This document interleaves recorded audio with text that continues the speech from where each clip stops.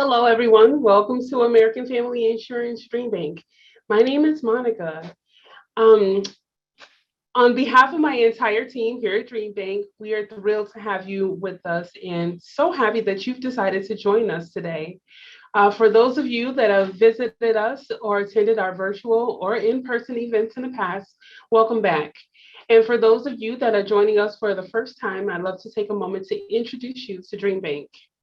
Here at American Family Insurance, we believe communities are stronger and the future is brighter when people are actively pursuing their dreams. It's why we created DreamBank. This is an inspirational community destination and digital experience dedicated to dreamers everywhere. Our mission includes our commitment to bring forth critical conversations about diversity, equity, and inclusion, and showcasing speakers who represent the vibrant and varied dimensions of our ever-growing community of dreamers. While this content often begins with formal alignment to cultural heritage months and observances, we recognize that this is only a starting place and that the journey is continuous. It is our earnest intention that DreamBank's events offer expanded awareness, education, and perspective to foster unifying dialogue for year-round impact, reflection, and growth. Today, in recognition of Black History Month, we are honored to have mathematician and statistician Dr. Talithia Williams with us. A host of the PBS series Nova Wonders, Talithia is a groundbreaking professor, a TED Talk speaker, an inspiring author, and passionate STEM advocate. She has made it her life's mission to work to get people of all ages and backgrounds excited about the bold possibilities of STEM education and STEM power women and minorities into these professions. Her last book, Power in Numbers, The Rebel Women of Mathematics, reflects Williams' passion to rebrand the field of mathematics as anything but dry, technical, or male dominant. Renowned for her popular TED Talk, Own Your Body's Data, she advocates for us all to deploy data as a way of taking charge of our own health. Throughout the series, we encourage you to submit questions to the Q&A box, as we'll end with a few questions from our audience. Dr. Talithia Williams, thank you again for being with us today. I'll let you take it from here. Awesome. Thank you so much for that wonderful introduction. I'm going to go ahead and share my slides with you. And I'm really excited just to have some time today to spend and to share with you on the things that really bring me passion and hopefully bring you passion. I want to share a bit about these rebel women of mathematics and really just some takeaways as a Black woman mathematician and ways that I have really worked to incorporate my passion in the things that I do and love. I know we've got a few K through 12 students in the room, so I want to give them a special shout out and let you see this picture of me back when I was in junior high school. I hope you don't have your cameras out, you're not taking pictures, but here I am on my drill team. See if you can find me there. The glasses probably give me away on the second row. But what I loved about being a part of my drill team was that, I didn't come out of the womb doing math and studying statistics and, being a woman in STEM. I really like doing fun things too. Not that that's not fun, but I love being on the drill team. I like dancing. I love being in the marching band as a middle school student. When I got to high school, I took AP Calculus, and one of my AP Calculus instructors, he encouraged me to study math when I got to college. And what was so unusual about his comment was it came from this old white guy, Mr. Dorman. And he pulled me to the side after class one day and he said, Talithia, when you go to college, you should think about studying math. And part of what was unusual was that I wasn't the best math student. I probably had like a C+ average in his class. And I thought, surely he's going to grade my exam and think, what are you doing in this space? But he was the first one to invite me to the mathematical table, so to speak, and really pique my interest and let me see myself as a mathematician. I did my undergraduate work at Spelman College. Spelman is a historically Black college for women in Atlanta, Georgia. And here you see me pictured with the late Dr. Etta Faulkner. She was one of the first Black women to get a PhD in mathematics. So all of a sudden, this seed that Mr. Dorman planted for me in high school became a reality when I got to Spelman, and I saw all these beautiful Black women who were everything. They were mathematicians and chemists and physicists and, computer scientists and English professors and sociologists and psychologists. And so for me, Spelman really showed everything that I could become, right? Everything was for me. Every field was available for me. So it was really a wonderful environment to see myself literally represented in every subject and see every subject as attainable. I remember being in, math and chemistry and physics classrooms at Spelman and just feeling like I could ask any question. There was no dumb question that, no one was going to think of me any kind of way because here were all these other beautiful Black women around me who supported me in this process. So it was a really great time. I started a PhD in math at Howard University. And here you see me proving a theorem on the board back from my Howard days. And it was at Howard that I took a biostatistics elective in the biology department. This was just to help me lighten up my one semester, and I fell in love with statistics. And then I ended up transferring to Rice University to finish a PhD in statistics. On the way to that transfer to Rice University, that was really when graduate school shifted for me. Howard is also an HBCU, a historically Black college. And so Howard felt very different. It was like, oh, this is a great space to learn and discover mathematics. It wasn't until I got to Rice, where I was the only woman and the only African-American in my first year cohort, that I realized that, one of these things is not like the other. I felt a little bit out of place in that environment that I had to now navigate.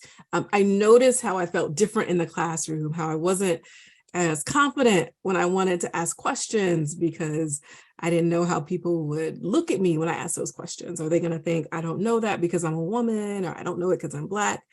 And so I had to get used to this environment that was so very different. It also was the case that it was harder to find study groups. No one was just flocking to work with me anymore. And so I had to build those bridges and make those connections with students who, may not have initially looked like they wanted to be with me, but I was going to make them be in my study group anyway. So that wasn't, I wasn't going to let that stop me. I finished my PhD at Rice University. That was probably one of the happiest days of my life because it represented the culmination of so much perseverance in the face of adversity and challenges and difficult situations. Here I put all the happy pictures there for you to see. My family there, my mom and my in-laws, and we had our first son, Josiah, there, was 2 weeks old at graduation. So that was really a wonderful time in my life. My advisor, Dr. Kathy Enzer, who's in those top 2 pictures there, she and I still keep up. And so whenever I get to Houston, I make sure to find time to connect with her and continue that relationship. And so that was a really special time for me as well. And so the first point that I want to leave you with today is, how do we find joy in the struggle, right? Because throughout life, as we pursue the things that we're passionate about and that we're called to do, there are going to be places where we struggle, days or years or seasons that we struggle. And we have to find ways to find joy in that. For me, going through undergrad and grad school, there were so many points where I was ready to give up and I was ready to throw in the towel. And I said, this is too hard to finish this degree. There's a job I can get right now. And yet I stuck with it and pushed through it and found moments of joy throughout that. So that's my first point, that we can really find joy even in the things that are causing us frustration or causing us to struggle in the moment. I spent some time at NASA's Jet Propulsion Laboratory out in Pasadena, California.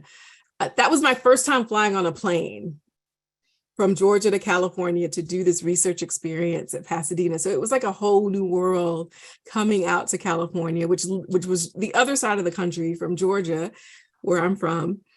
And I got to work in this guy's lab, Lonnie Lane, Dr. Lane. And I remember when I first met him and he said, call me Lonnie. And I was just like, sir, Dr. Lane, I just can't even call you that. Like, I just have too much respect for you to call you Lonnie.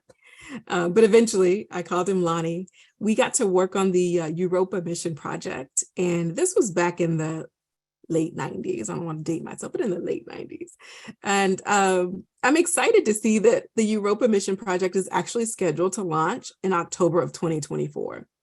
So the beautiful thing about working at NASA for me was discovering how everybody brings their expertise to the table, right? I brought my mathematical expertise. All these pieces come together in order for a mission to launch. And so, and it takes years and years and years for this to actually come to fruition. And so for the Europa mission, Europa is one of Jupiter's moons believed to be covered in ice. And the goal of this mission is to send a probe there to sort of melt through the ice and go down and then sample to see if there are organisms that are living in the water beneath the surface. And so we got to work on the outer design of the probe and to sanitize the probe, come up with a solution to sanitize it. And so I'm excited to see that is still in the works for NASA. I also spent some time at the National Security Agency where, yes, I had to get top secret security clearance. That was really fun too, because the NSA employs lots of mathematicians to do work in cryptography. And I would tell you exactly what I did, but yeah, nobody wants to die today. So, but that was really fun. The other great thing about working at the NSA is that you can't take your work home. Right. So like whatever you do there has to stay there. It's like what happens in Vegas stays at Vegas and what you do at the NSA stays at the NSA. So you can't even take that work home with you. But that was a really great time for me as well. I get to work with these amazing people every day. I'm on the math department and the math faculty at Harvey Mudd College. Harvey Mudd is one of the Claremont colleges out in what is normally sunny Southern California, but it's raining today. And so I don't know how. Supposedly it never rains in Southern California, but it is raining today in Southern California. But these are my colleagues that I work with. One thing that I love about this picture and about our department is that we work to be really intentional to let our students see themselves represented in math, right? We want them to know and believe that they have mathematical ability. And one way that you see that is when you look at an image, who is showcased in that image, right? How do you see yourself in this image? And so we want our students to see themselves represented, to see themselves having mathematical ability. And so we really pride ourselves in showing diverse faculty so that our students can see themselves in this field as well. And so it's really great to get to work with all these amazing colleagues. A few years ago, back in 2014, oh my gosh, almost 10 years ago. What? That sounds crazy. I gave a TEDx talk at the Claremont colleges. One of my students was on the local TEDx organizing committee, and she asked if I would do a TEDx talk, and I said no. I was like, I got 3 kids that are under 5. I don't have time for that. And she said, oh, but Prof. Williams, I think it'd be great, please. And so I reluctantly agreed to give a TEDx talk on owning your body's data. So it talked about the data that we collect about our bodies and how we might use that to make better health decisions. A few months after that TEDx talk got recorded, the folks at TED said, oh, we love your talk. We'd love to upgrade it and showcase it on the TED website. And it has since now been viewed about 1.9 million times. So that was really exciting and very unexpected. And a lot has come from that blessing as well. The book Power in Numbers, The Rebel Women of Mathematics, is a book that I authored that highlights the lives of women mathematicians and data scientists and computer scientists who I wish I had have known when I was growing up as a girl in Columbus, Georgia. I wish I could have read these stories and learned of the lives of these amazing women, because I didn't really have any examples until I got to Spelman of what I could become and what I could do in math. It was always sort of a dream. But it wasn't until I got to Spelman that it became a reality, when I saw sort of a tangible person who had done these things that I only imagined. And so for me, this book was a way to take that and give it to young girls earlier so that they could see themselves represented in these fields in beautiful ways, right? And highlight the many dimensions of the lives of these women that have come before us, but also present day women trailblazers as well. So I'm always excited to share that book as a resource. So when the TED Talk came out, folks at PBS reached out And as Monica mentioned, I grew up watching PBS. You know, I'm part of Gen X. So we came home, we were latchkey kids, we let ourselves in the house, we locked the door behind us, we fixed a snack, we sat down and we like watched Sesame Street, PBS, Nova. That's what like babysat us until our parents came home. And so I grew up watching PBS and the Electric Company, and then into the evening, it would get to the science programming, to Nova. And I loved watching science because I loved, you know, seeing space and learning about the outdoors and watching nature. But it was rare that I ever saw women scientists who were featured, or even scientists of color, and hardly ever saw anyone who looked like me as an expert. So you can imagine when PBS reached out and said, hey, we want you to host this show, I was floored. I was like, I would love to. And I'm excited to. And I grew up watching this. And so I'm excited to show the next generation of young kids coming behind me, like what the possibilities might be for them as well. So Nova Wonders is the first show that I hosted for PBS. It's a 6-part documentary that highlights some of the biggest questions that are on the frontiers of science, like what are animals saying, and can we build a brain? What's living inside of us? What's the universe made of? So really exciting questions that we don't have the answer to, but the episodes really explored that. So I brought a clip to share with you.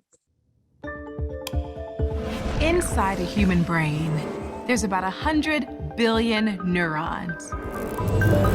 And each one of them can connect to 10,000 others. And from these connections comes Everything.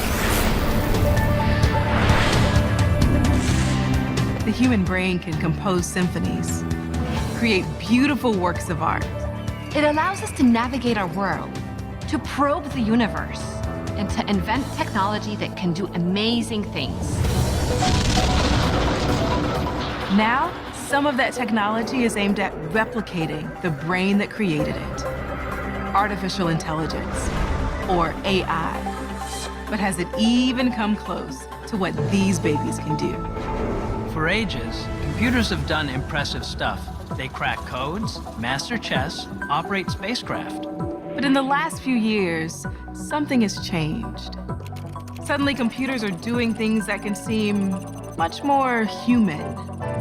Today, computers can see, understand speech, even write poetry. How is all this possible? And how far will it go? Could we actually build a machine that's as smart as us? One that can imagine, create, even learn on its own? How would a machine like that change society? How would it change us?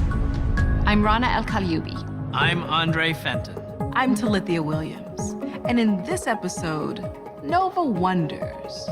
Can we build a brain? And if we could, should we?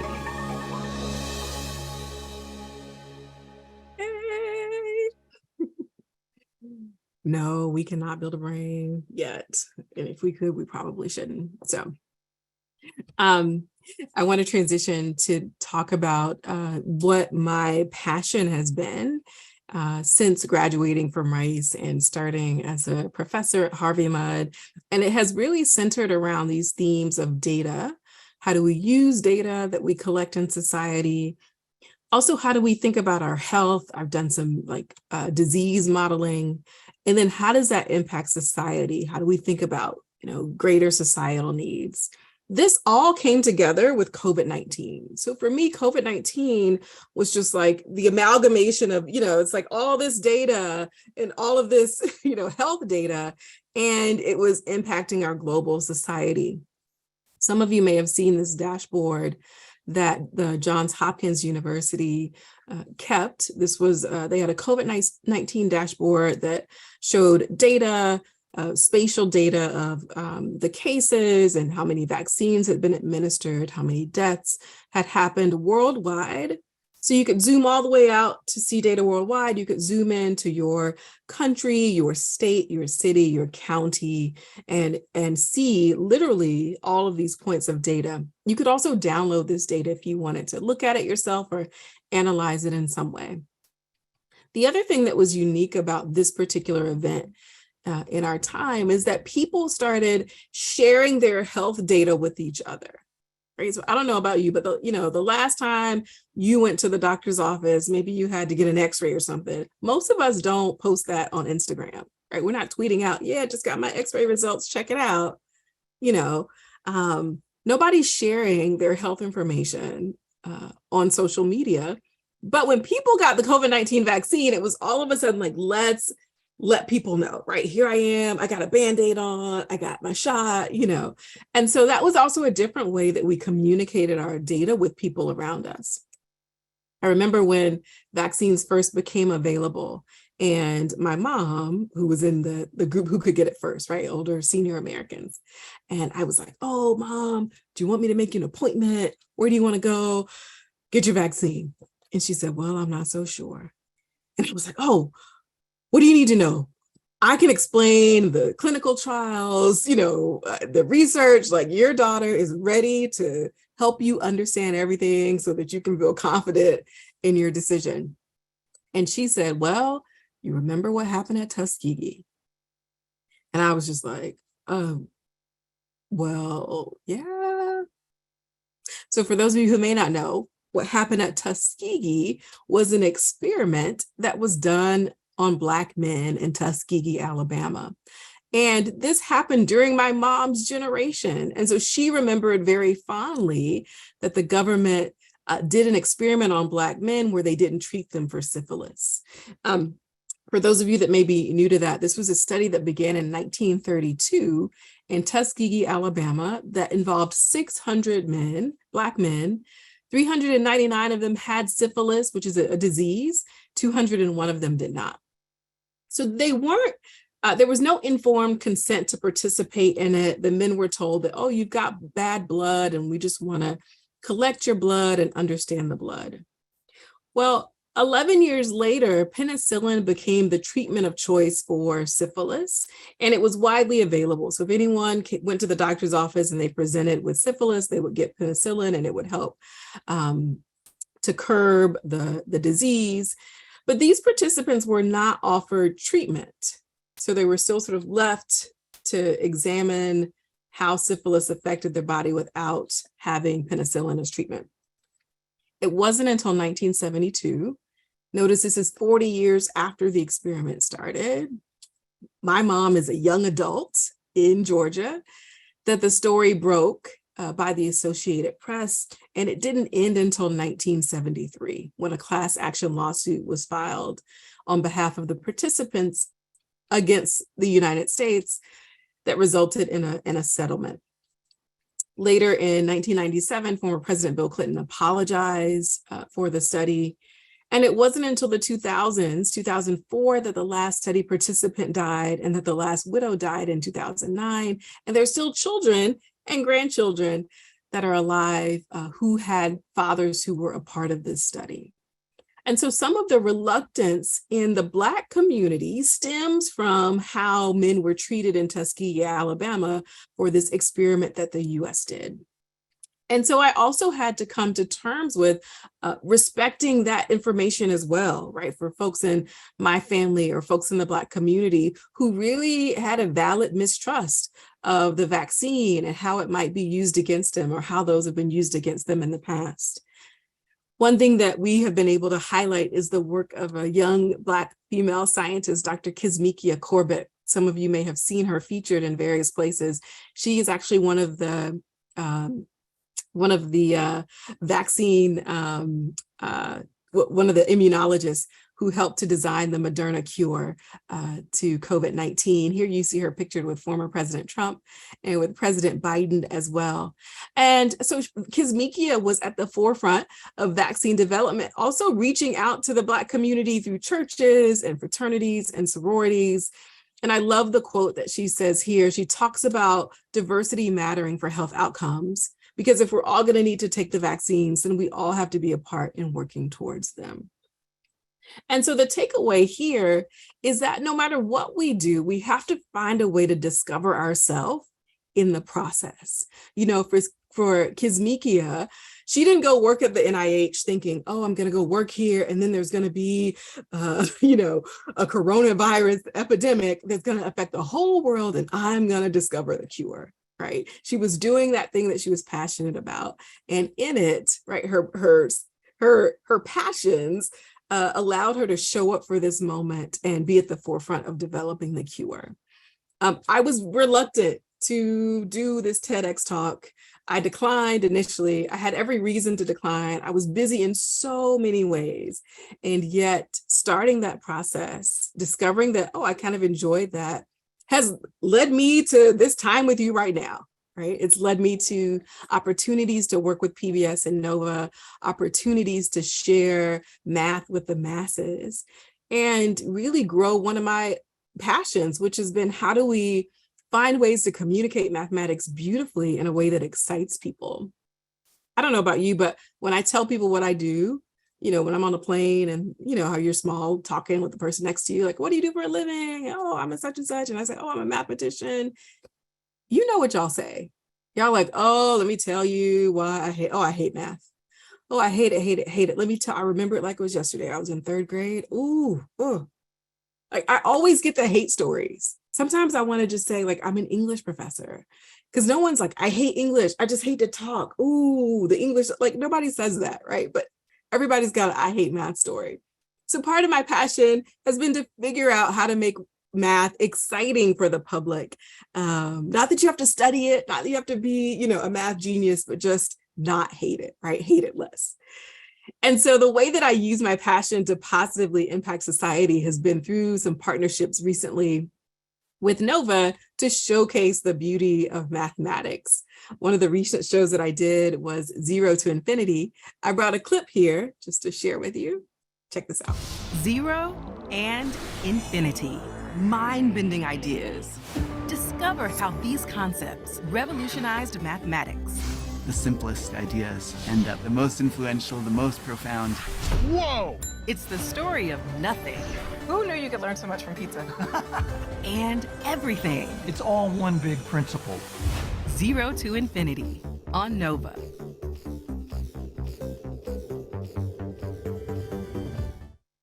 Yay! So 0 to Infinity, I got to record during COVID, believe it or not. And it highlights the origins of the number 0, which didn't come along until later, actually, and the beauty in infinity. And so I got to travel around and record different segments. One segment that I'm going to share with you today is how do we motivate this idea of infinity? Often we know the saying, to infinity and beyond. And so if you wanted to take an idea like infinity and share it with a broad audience, how might you do that in a way that's fun and engaging? And so myself and Steve Strogatz, who's a professor at Cornell, you see him pictured here in the center, he spent a year at the Museum of Math in New York City. He and I developed and did a segment on pizza that really motivates this idea of infinity to a general audience. I'm going to share that clip with you now. If you want to understand what infinity can do, we're going to need pizza. Pizza? Yes, there's a science to making pizza. We don't typically associate pizza with infinity. Yeah. So how can New York City's most famous food help solve one of the most elusive mysteries of early mathematics?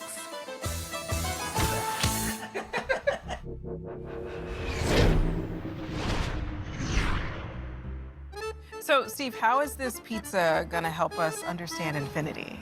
I would say it the other way. Infinity and the pizza are going to help us understand one of the oldest problems in math. What's the area of a circle? Which is not intuitive. No. What's hard about it? You might think a circle is a beautiful, simple shape, but actually it's got this nasty property that it doesn't have any straight lines in it. Right. Ancient civilizations didn't know how to find the area of a shape like that. How to find the exact area of a circle isn't obvious. For a square or rectangle, you just multiply the sides. But what do you do with a circle? So what did they do? Well, they came up with an argument that you can convert a round shape into a rectangle if you use infinity. So we're basically going to kind of deconstruct this pizza, make it into a rectangle. Beautiful. And then we're going to know the area. That's it. So I'm going to start with 4 pieces. Okay. To do that, I'm going to go 1 point up and 1 point down, and then 1 point up and 1 point down, and yeah, like that. How'd you do in geometry? You don't think that looks like a rectangle? That is not close to a rectangle. No, it's not. It's not. But come on, I'm only using 4 pieces. If I use more, I can get closer. Okay. So we got to cut these babies in half. Let's cut them. Let's rearrange them. Same trick, alternating point up and point down. There's 1 up and 1 down, and 1 up and 1 down. There. We are That ready. is looking a lot better. Oh. What do you think? Is that a rectangle? It's not quite a rectangle, but it's getting closer. It is, right? Yeah. In both the 4-piece and 8-piece versions, half the crust sits at the top and half at the bottom. But with 8 pieces, the edge becomes less scalloped, closer to a straight line. So we need to go at least a step further. Let's go more. We got to do 16. So we have to just change every other one. Am I going to mess this up? I mean, that's a parallelogram that's aspiring to be a rectangle. That's got Yeah, aspirations. it's got high hopes. It's got high hopes, I tell you. From 4 slices to 8 slices to 16 slices and even 32 slices, there's a clear progression towards a rectangle. With 1 piece out of 32 cut in half to create vertical sides, the rectangle is almost complete, except for the wavy top and bottom. But as the number of slices increases, the straighter and straighter those edges would become. And the argument here is that if we could keep doing this all the way out to infinity, so that this would be infinitely many slices, infinitesimally thin, this really would become a rectangle. Yeah. And we can read off the area. That's It's right. this radius, that's the distance from the center out to the crust, times half the circumference, which is half the crust, half the curvy stuff. And that's a famous formula, half the crust times the radius, Yeah. 1/2 CR. That's what the C is for. Usually C for circumference, but you could see it's crust. So at the limit, once we got all the way out there, it's going to look like a rectangle. It would be a rectangle, and that is actually the first calculus argument in history, like 250 BC, to find the area of a circle. Who knew you could learn so much from pizza? Infinity is your friend in math. And that's the great insight of calculus, that you can rebuild the world out of much simpler objects as long as you're willing to use infinitely many of them. All right, so now I want to hear, I don't think your chat is on, but I want to know what you thought of that, if it was clear, if it got you excited, or if it just made you hungry. The folks at PBS have also made these resources available so those of you that are in the K through 12 space or students out there, you can actually go and click on videos that are snippets from the show that we did. And there are also resources online that walk you through some of the things. So in the show, we do a clip on Zeno's paradox that talk about limits in calculus. And there are resources for teachers to use this in the classroom and ways for you to incorporate it directly into your classroom with solutions. Look at that. The answer key is also there as well. So I was really excited to partner with Nova because they think about not just what are we going to communicate in this 1-hour film, but also how do we take this information and really help translate it into our classroom so that students around the country can be successful, and even students all over the world can use these resources. I often get feedback and emails from folks who have seen the shows and want to reach out either to say I loved it or even I hated it and you should have done this and you forgot to talk about this.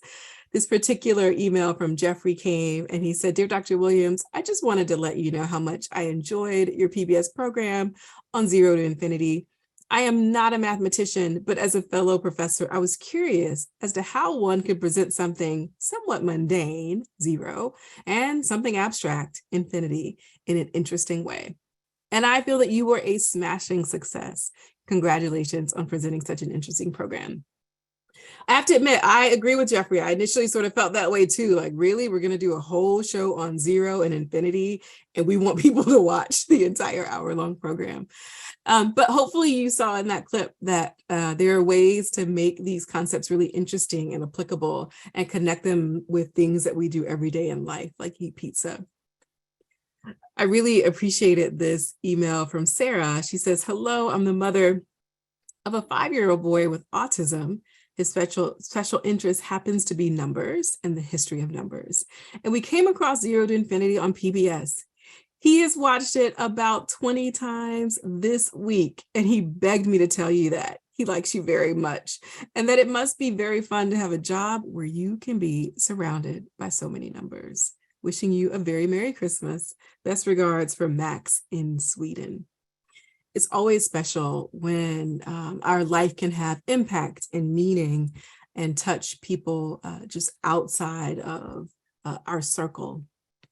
And so that gets me to my third point, which is how do we find ways to lead with passion and purpose and let our purpose be infused in the things that we do every day, not just our extracurricular, not just what we do on the weekend, but really finding a job and a career where we're able to do the thing that we love and love the things that we do. And that's really what I've tried to work toward. Like, how do I spend more of my time doing my passion and purpose and less of my time doing the things that don't bring me as much joy? Speaking of what brings me joy and is my passion and purpose, it is to really get women and girls of color in STEM, get them excited about STEM, show them that there are opportunities for them in STEM and that they belong in this space. So when I got to Harvey Mudd, I partnered with a local nonprofit called Sacred Sisters to do a conference for girls of color in middle and high school girls of color in math and in STEM, where they would come to Harvey Mudd's campus for a day of all kinds of things, like just a day of activities and sessions where they could learn science, math, hands-on engineering, computer science, just lots of fun. This conference got highlighted by Forbes magazine for the opportunities that we were creating for regionally for girls in the area, having them to come and learn and get them excited about seeing themselves in STEM. The conference is actually happening in a couple of weeks too, first week of April. So I'm excited that this will be the 12th year that we have done this conference. Each year we invite girls from the local Southern California community to come to campus. We invite women in STEM to come and give workshops on how they use it in their everyday jobs. So engineers, computer scientists, women in all kinds of STEM fields come and share the work that they do. And then we have these small table moments, right, where women are able to connect with some of our girls and share and answer questions that they may have, or just how they see themselves in STEM. So it's really a fun Saturday to come and hang out on our campus. The first year that we had the workshop, parents came and, dropped their daughters off. And I just thought like they were just going to leave. I'm like, okay, great. Thank you. See you at 3:00. But parents stuck around. Many of them, it was their first time on our college campus, so they weren't going to just leave their babies sitting around. And so after that first year, we developed a parent workshop where we invited local high school guidance counselors to come and do sessions for our parents while their daughters were in sessions. And that became just a huge hit. Every year, parents would come back year after year. These sessions grew because parents were hungry to have that community, form community, and get resources that they had that they could use for their daughters and also for their sons as well. We would do sessions on, if your daughter comes to you and doesn't know how to do a math problem, what do you say, right? How do you help her through that? And so these were really great. I love this comment, especially. I most enjoyed seeing the excitement and wonder in each young woman as they sat at the footstools of women who were practicing and actualizing their dreams. Last year, around this time, I got an email from a 4th grader named Zoe. And Zoe is like, oh, my school is doing an event for Black History Month, and I want to be you for Black History Month, Dr. Williams. And I said, Zoe, bless your heart, but Dr. Williams is just not old enough for you to be her for Black History Month. Like, you got, Rosa Parks or, maybe Katherine Johnson, like she does math and, And so Zoe was like, no, I want to be you. I'm going to dress up like you and I'm going to do a poster. I was want to dress up like me. Like, I don't have an outfit. So I agreed, and Zoe interviewed me, and she asked me these beautiful questions. And so her mom reached out later, and she said, Dr. Williams, I just want to share with you that Zoe was you for Black History Month. Y'all, she nailed it. Glasses, pearls, she had the look and everything. So I was really, I just blew me away, gave me happy tears when I got that email of her and her excitement. So the three things I want to leave you with is that find joy in the struggle, right? There's always going to be struggle in life, and we can't focus on the struggle. We got to focus on how do we find joy in that process? How do we discover ourselves in that process? And then how do we lead with passion and purpose? Thanks so much for your time today. I'm excited to answer your questions and have a conversation and a discussion. So thank you. Hey, that was awesome. Thank you so much. Thank you. Like I told you earlier, I discovered you on Nova myself, and like you, I was a PBS kid, and I'm a PBS adult now. I still like, it's a joyful moment for me every Wednesday to just sit back at 7 p.m. from 7 to 9 and watch what's coming on PBS on Nature and Nova. So one thing that I took away from your talk, and it just blew my mind, and I chuckled so hard. You said you took biostatistics to light your load. I did. Oh my God, I can't imagine. Because it was in the biology department. So it wasn't being taught in the math department. So I was like, oh, it's going to be like more bio, like it's going to be like, it's going to have less equations. I'm just being honest. Are we recording? We are recording. Yeah. All right. Any biologists in the room? I just thought I thought it would be lighter. And we ended up looking at a data set of moms, pregnant. So pregnant women, some of whom had smoked during their pregnancy and some of whom didn't. Mm-hmm. This is prior to there being any kind of discovery that nicotine causes health problems. And so we're looking at this data, and it had the baby's birth weight at birth, it had gestation, it had mother's race, different things about the mom, and whether or not the mom smoked or not. And I remember thinking obviously, so we did a linear regression, and we showed that for moms who smoked, they had lighter birth weight babies. They had shorter gestation. So the baby was in the womb 32, 33 weeks and then was born. And the baby had more lung complications. And so then the professor says, so, as you can see, nicotine clearly leads to these poor health outcomes. And I'm staring out the window, duh. And then he said, the tobacco industry argued against the data. And so they hired experts to say, no, it's genetic. It's not nicotine. We don't know what it is. And this wasn't really an experiment. This was just observational data. You didn't conduct a real experiment. Well, you can't do an experiment that's going to harm people. I can't say, okay, moms, you over here, you're going to get pregnant and you smoke. You don't. And then we're going to see what happens, right? You can't design an experiment that intentionally can cause harm. And so that was when I said, oh, I really want to know what information we can gather with data, because it can be used to empower you, but it can also be used to take that power away. And that was the moment where I said, I want to switch over to statistics. I want to study data, and I want to know when somebody's trying to pull one over, because I want to be the one to say, no, actually, here's what the data says, and here's how we can draw that conclusion. I love that. That's amazing. Thank you so much for sharing that. I had no idea such a study even existed. So we're getting some questions coming in from. I love it. Yes. Now, the first question says, thank you for sharing your story and your journey. What would you tell a middle school girl of color who may be struggling to fit in, thrive, or chase her dreams? Ooh. Struggling to fit in, thrive, or so one question is what are you trying to fit into, right? And so I think if I could go back and talk to myself, it would be that there's nothing for me to fit into. You already fit, right? So there's not a mold that you need to force yourself into. And then in terms of chasing your dreams, I wouldn't even describe it as chasing, because that feels like I'm running towards something. Imagine your dream sort of being right here with you, and you embracing it and just like owning the dream, right? Becoming the dream, living in the dream in the moment, instead of like it's a destination that I have to get to. Because I think when I live in the dream, then it's not something that I have to work toward. It's just something I have to be. My advisor taught me this in grad school. Whenever she'd see me, she'd say, "Hello, Dr. Williams. Hello, future Dr. Williams." And I'd be like, "Stop lying.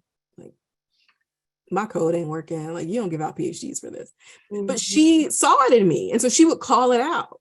And I'm just sitting here like, "No, I just can't. I don't know."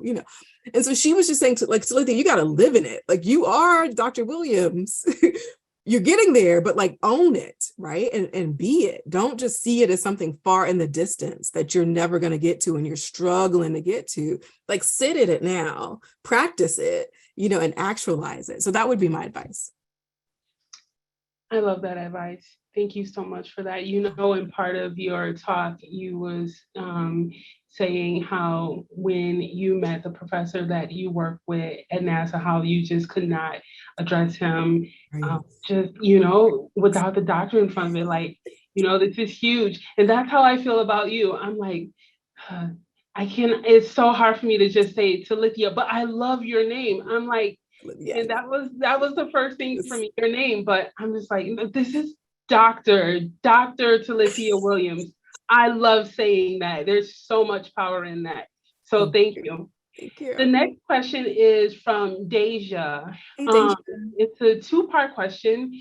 What motivated you to get better with mathematics? She says that she asked because as an engineer student, there is a lot of math courses and she wants to improve those skills. But her question is, how does she improve? Deja, great question. I improved just by doing them over and over again. Often there were math classes that I failed. I failed abstract algebra the first time I took it, so I had to take it again. I failed my qualifying exams in grad school the first time I took them. I had to take them again. And so it wasn't that it always came easy or it came the first time. Often it took a second or a third time. And so that would be my suggestion to you, is that it's a process, right? It's almost like, how do you make it to the NBA? Well, it's not that I'm going to go out and I'm going to practice for 10 hours in the backyard and then I'm going to try out for the NBA. I'm not going to make the team, right? I've got to do basketball camps and practice year in and year out. Math is similar, right? I can't just give it a one shot and done and, oh, I just didn't make it. Okay, well, I just can't do math. I have to put in some time, maybe do it again. Maybe I don't make the team this year, but I take that class again and I pass it. In the similar way, we have to think about when we attack STEM disciplines, right? Sometimes we have to do it over again so that we can be successful. Awesome. I love that response. I hope you're still listening, Deja. You love that response. Yes, and I'm trying to be quick because I know y'all got a lot of questions. I just want to get through them all. So yes. The next question is from, I don't want to get this name wrong. I think it's pronounced Ashita. Beautiful, yeah. Yes, another lovely name. Yeah. I'm super inspired by you. I applied to Harvey Mudd for computer science this year, but am a little scared of the STEM-focused curriculums. Can you talk a little bit about that? First of all, you need to email me offline so we can talk longer about that. Don't be scared. So Harvey Mudd is a great small community. Everyone takes classes together. And so you have a cohort of people who are pulling and want you to be successful. You have professors who are always available to help you with anything. Our CS program is 50% female major. So it's such a great supportive place to be a computer science major if you want to major there, or to take computer science courses. You will be absolutely fine. And I'm here. So you got it. But send me an email and we can talk offline. Awesome. The next question is from Samantha. What made you decide to switch to academia after working for NASA and NSA on cutting edge research? Yes. I applied to a NASA job and they did not hire me. crickets. Yeah. I only applied to one job, so I can't just hate on that. But also, I knew I wanted to start a family, and I knew I wanted a position where I would have a little bit of leeway to raise kids. And so being a professor meant I had summers that were a bit more flexible. I had breaks like spring break and a, holiday, Christmas break, Thanksgiving. And so I felt like that would sort of give me the room to have children and a family without like working a job that was like an 8 to 10 hour day job. And so I felt like it would fit my lifestyle a bit more as well. NSA would have been great. I lived in DC for 2 years. I wasn't super enthusiastic about being in DC. We didn't have any family in the area there. And so I was also trying to get to areas that had family, which was like Georgia and Texas. And so that also had a lot to do with it. And then having a spouse who, has his ideas of where he wants to be too. So it's a give and take. Yeah. Awesome. I love that answer. Work-life balance is so important, and it's an area where we didn't have so much flexibility in before the pandemic. So I appreciate that, and I'm loving that for everyone. So yes. That work-life balance and having support are very important. The next question here says, in your book, Power of Numbers, it's actually Power in Numbers, the Rebel Women of Mathematics. Who was the most interesting woman for you to write about? Ooh, yes, probably Pamela Harris. She is a Mexican-American mathematician. Parents immigrated to the country. She has a beautiful story of how she came into mathematics. She talks really openly about ways that she struggled in math and ways that math didn't always embrace her or embrace her heritage. And she has become so successful at such a young age. It's just beautiful to see. It's almost like a rags to riches math story in her life. Pamela Harris, she's got a Wikipedia page. Like, she is just phenomenal. She'd be my favorite. Awesome. Thank you for that. Yeah. The next question comes from Melanie. What advice would you share to another woman in the field of mathematics education who is experiencing difficulty being heard and respected? Men seem to have more power, more respect, and more opportunity. Difficulty being heard or respected. Yeah, that's a great question, Melanie. So first I would ask if there is someone, is there a male in your field that you can share this with, right? Maybe an ally who supports you, but for whom this may not be completely obvious, right? So let's say I found that person, Dwayne, and I'm gonna say, Dwayne, I want you to know that I feel like y'all don't see me. I'm in these meetings, I make suggestions, no one hears me. Chris repeats it and everybody's on board, right? And so bringing it to someone's attention, and maybe Dwayne's like, oh, I'm so sorry, I didn't even notice that, but you're right? So hopefully that's what Dwayne will say. So let's say we're able to get Dwayne on your side. So then I would say, well, Dwayne, I would like for you to do X, Y, Z, right? If I make a suggestion, I would like for you to echo it. Oh, hey, Melanie, that was a great suggestion. I think we should do what Melanie just said, right? Or if you see someone who is, cuts me off, I would like for you to say, oh, hey, Jim, I know Melanie was just speaking, you cut her off. I just want to make sure we hear what. And so almost like you want to sort of get somebody on your side for whom they can be aware of it and step in as an advocate for you. And so hopefully you've got someone that you can bring in to say, this is what's happening. This is what I see. Can you help me in this way? Hypothetically, if you don't, then I would say, is there a supervisor that you might talk to and say, here's the climate that I'm feeling, and what strategies do you have for me in this climate, right? How can I make sure that my opinions are expressed and my views are heard? It seems like they're not being, and so sort of put the onus on your supervisor to say, here's what I suggest. Or they may say, Melanie, you're just crazy. We love what you got to say. Just say it, right? Just say it.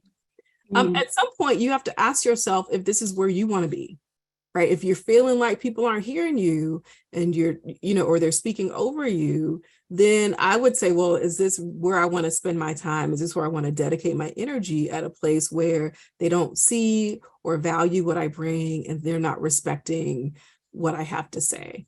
And so then I might think about, are there other places where my views and my ideas might be more respected? But maybe that would be only after I've tried to get a colleague on board as an ally, and then tried a superior to let them know that here's how I'm feeling and I'd like it to change. I appreciate that answer so much. That's a great response. We're going to answer one more question. Okay. We have questions flooding in. I love it. I'm trying to be quick. Yeah, I wish we could get to all of them, but I just don't think we'll be able to get to all of them. We have 45 questions at this point. No way. Yeah. Oh, y'all. Oh my goodness. Yeah, everyone's coming. I wish we had more time. It's like we don't have more time. So here's a question from Peyton. Can you talk a little about how math lends itself to other careers outside of math? Peyton's daughter is a junior in college and prepping for law school and takes 6 classes to help prepare her mind. There are so many ways. Let me direct you to some websites, because that question gets asked all the time. What do I do with math?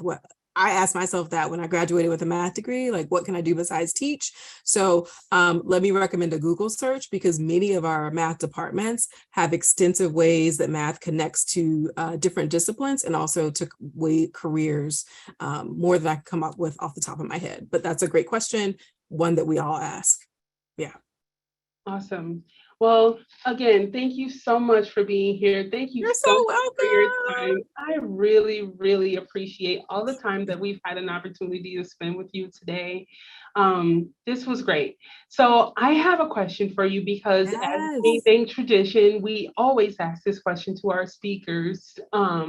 What dreams are you currently pursuing, and what advice would you give to someone who is pursuing a dream right now? Oh, so, one of my dreams has been, I'll just say the dream that I checked off was this 1-hour episode with 0 to Infinity with PBS. When I did Nova Wonders, there were 3 of us that co-hosted. And I was featured, but not necessarily as a scientist, right? I was a feature or not my field, not necessarily as a mathematician, but as a co-host, and got to share that. And so when this opportunity came to do 0 to Infinity, it was like, oh, like, this is like me as a mathematician and like sharing my passion with the world. So that was really a dream for me to get to do that. It took 2 years to get to what you see in 60 minutes. And so there's so much that goes into prepping, taping, traveling, meeting with people. There's so much that we have to distill into that 1-hour episode. And so it really is a labor of love and a passion project when it finally comes to fruition. I think one of my dreams now has been, how do I take that momentum? Like, what's next? Right. So where do we go from here? How do we make sure that, how do I make sure that girls of color continue to see themselves represented and find opportunities to connect with the field? So currently, when I connect with people, it's usually like quick bursts of inspiration. But I really want to find ways to do like more long-term connection, follow women and support them, over time, instead of just like these one moments. So for me, my next passions are like figuring out ways to stay connected with folks outside of these moments of inspiration. So I really appreciate this time. Awesome. Thank you so much. That is such a valuable response. Here at DreamBank, when we're talking to our community of dreamers, we're often saying that we believe in the transformative power of dreams, and we believe the pursuit of the dream is as noble as its achievement. And you just got to put your feet to the ground and, like you said earlier, believe in yourself. Give yourself that title. Give yourself room to have that title, even when it's not official yet, because you will get there if you believe yourself to get there. So yes, I love it. Thank you all. Thanks for your time today. I really appreciate it. Thanks again for being with us. And we're closing out now. Thank you all for tuning in. We greatly appreciate it. For those of you in the Madison area, we are closing out Black History Month with an in-person poetry night here at DreamBank. There is limited capacity. It is on Tuesday, February 28th. You can register for that and check out our other DreamBank events, programs, our in-person and online offerings by visiting us at mfam.com/DreamBank or catch the recordings and the recording of this on our YouTube channel. On behalf of American Family Insurance, our entire DreamBank team, we look forward to hosting you again soon. Thanks, everyone. Keep dreaming fearlessly.